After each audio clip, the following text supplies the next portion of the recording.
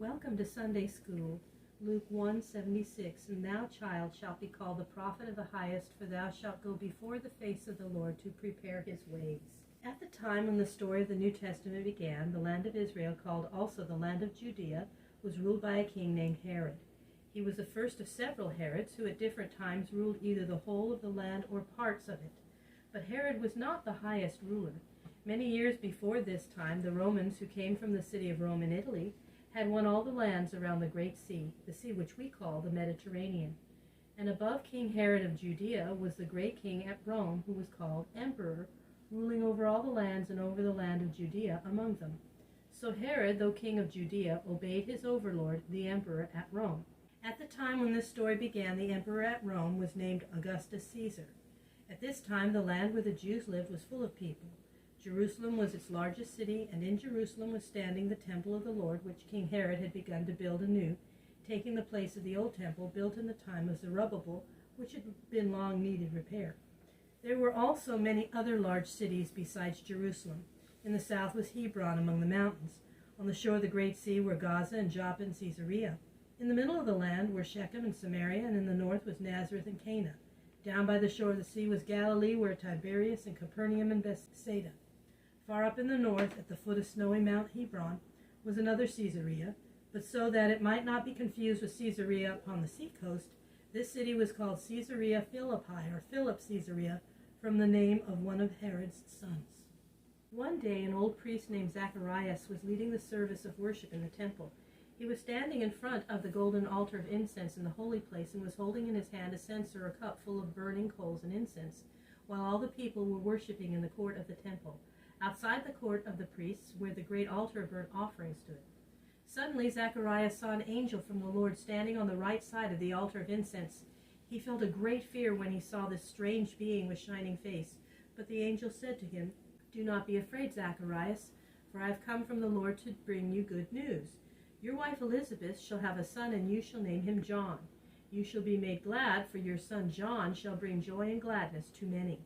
He shall be great in the sight of the Lord, and he shall never taste wine nor strong drink as long as he lives, but he shall be filled with God's Holy Spirit.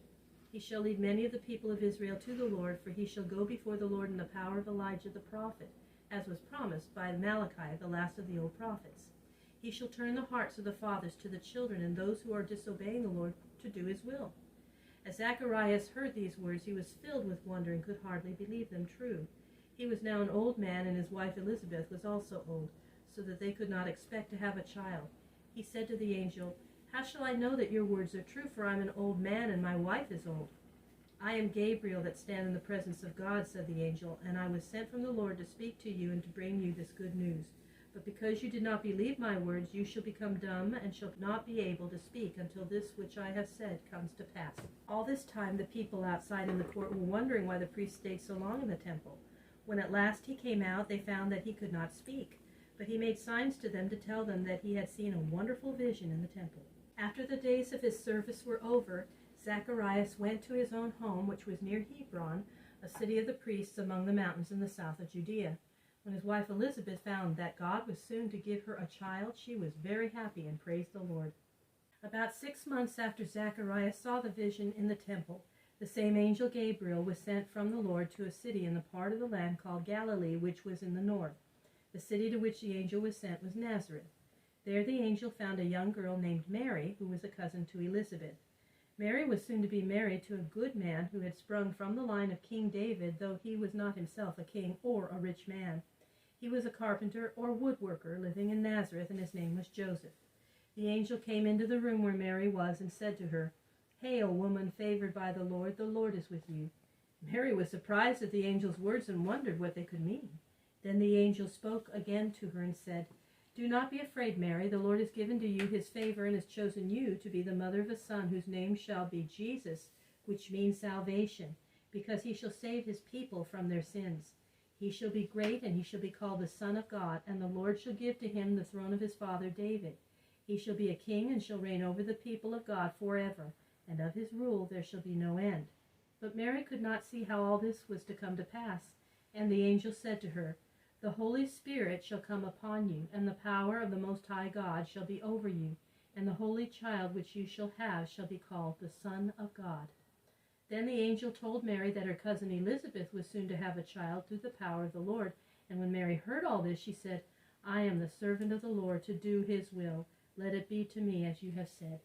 When the angel had given his message and had gone away, Mary rose up in haste and made a journey to the home of Zacharias and Elizabeth, 80 miles away in the south country.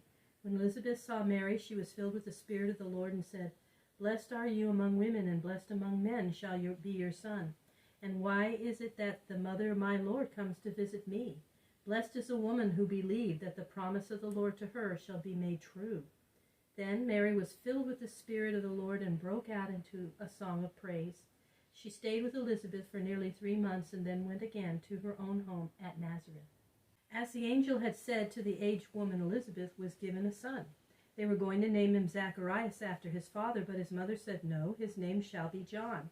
Why, they said, none of your family have ever been named John. They asked his father Zacharias by signs what name he wished to be given to the child. He asked for something to write upon, and when they brought it, he wrote, His name is John. Then all at once the power to speak came back to Zacharias. He spoke, praising and blessing God, and he sang a song of thanks to God, in which he said, You, O child, shall be called a prophet of the Most High, to go before the Lord and to make ready his ways. When John was growing up, they sent him out into the desert on the south of the land, and there he stayed until the time came for him to preach to the people. For this child became the great prophet, John the Baptist.